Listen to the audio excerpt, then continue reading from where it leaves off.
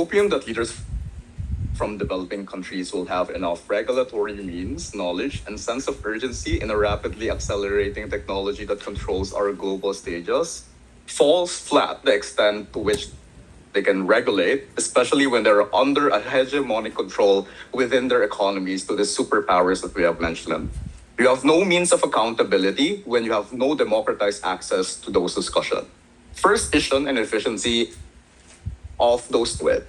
The first line of tension efficiency within the regulations. We told you that a domestic law preventing skewed uses of AI is a small margin of collision. Other levers of AI industry pushes its usage to the most extreme way possible to keep them alive within their economic race in AI. Like how the OpenAI is doing right now reaches to the gates of developing countries in a way that their leaders aren't withered enough to see its harm.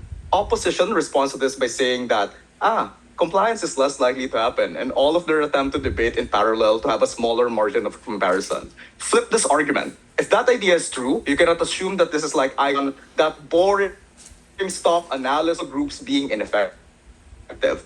The distinction here is on how economically important it is. For instance, Brent pointed out how the US has strong incentives to participate in a global framework because of the coordination that can lock in its relative advantage. When safety triggers and pause mechanisms apply to everyone simultaneously, then no rival can just justify sprinting ahead under the excuse of they're doing it too. What happens then is saying is true.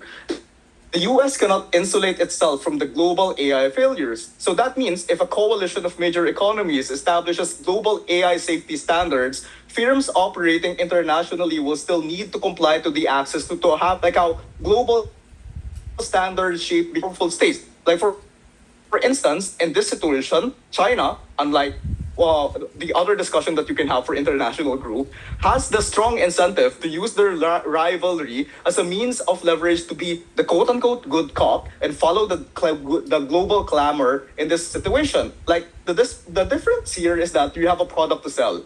DeepSeek can just simply brand themselves as an ethical company complying within this international regulation. They have the capacity to do so. Two, they don't have that much perverse practices right now on how they build their AI. And three, there's lesser means of global clamor against them. That's why they have the incentive to fly this to begin with. And they can just brand OpenAI as a bad competitor that is so perverse. So, if majority of people hates your product because of all of the propaganda that you will be raised within this discussion chamber, within these groups, then you have the competitive means to upside yourself and prove to you that US is less likely to opt out and more likely to be competitive in the means of discussion here.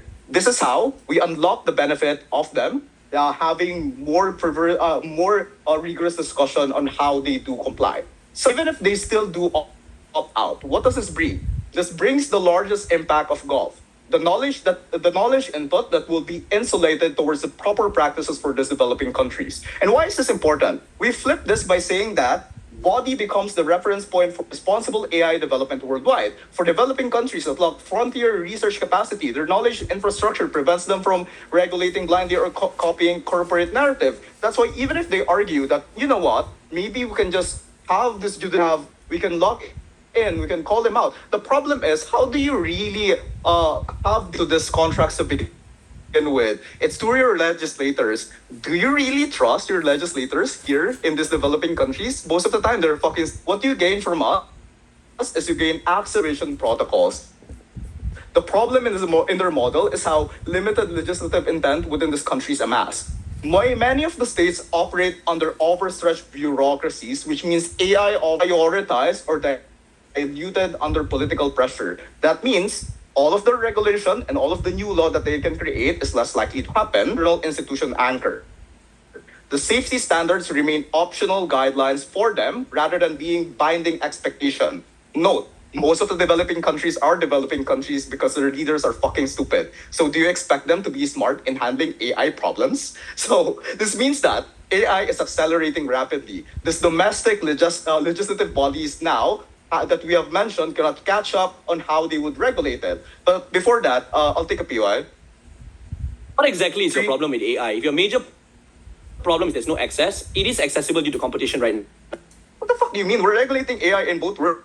We're not killing AI, we're regulating it. In your side of the house, due to your negative cases, you don't have means of positive case on how do you regulate it properly because you lack the prerequisite analysis. So, a global framework then lessens hegemony that we have mentioned because it shifts rule-making from unilateral dominance to a multilateral negotiation. Like in a purely national model, AI superpowers like the US or China effectively export their standards through market leverage. Like firm designs, according to their domestic rules, and smaller states are forced to accept those norms if they want access to those technology. So the problem is, it's not about the compliance and regulation. The problem is you need to have the leverage and means to have access to those technology. So that means people or leaders in your state are less likely to regulate it. That's why we need to call them out within this discussion chamber. How do we do that? We do that by making them compete towards another and creating a global clamor on how we regulate it. So that concentrates agenda setting power in a handful of capitals. Right now, their case is gone.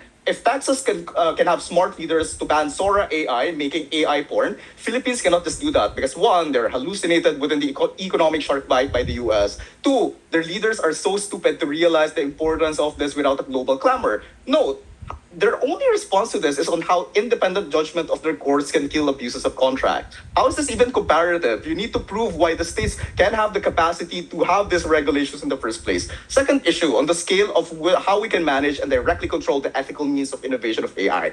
Even if you take away all of our benefit, you still have one thing. You have the globalized and liberalized access to those discussions to which everyone can have a centralized discussion on how AI is rapidly and harmfully expanding right now. Those benefit of clamor and all of those organized discussion is only exclusive in our side, insofar as they assume that all of it will happen within what? Internet? Do you think that your leaders will have the capacity or means to engage on the discussion of US? No. So, third issue then, where do we get the democratized access to which doesn't justify the means to all of the ends that we get from this technology? It's only from us. Regulation in a small scale is just a mitigation that doesn't directly create a benchmark to those sources of the problem in a way that keeps them unaccountable.